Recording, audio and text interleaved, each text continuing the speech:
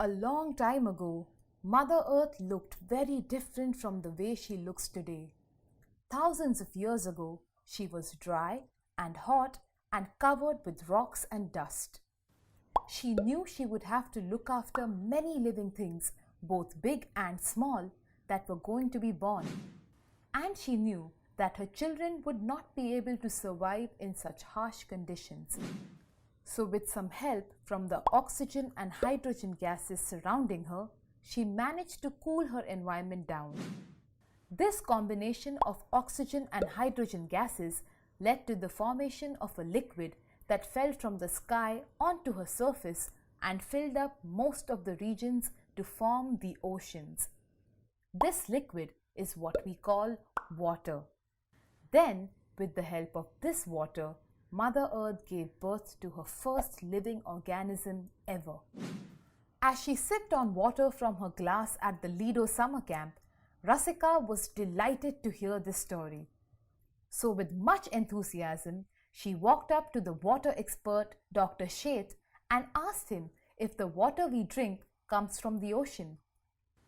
Dr. Sheth was delighted by Rasika's question and replied that although the ocean forms 71% of Earth, we do not drink ocean water directly as it is salty.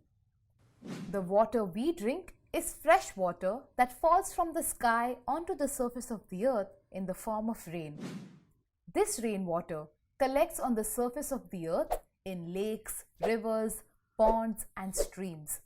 It also gets stored underground. Such water bodies, known as natural sources of water, occupy only 3% of the total fresh water available on earth.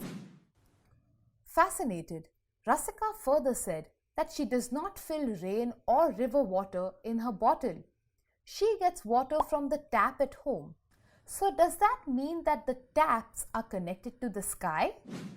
Dr. Sheth pointed to a diagram that showed that the taps are not connected to the sky, but they are connected to natural sources through pipes.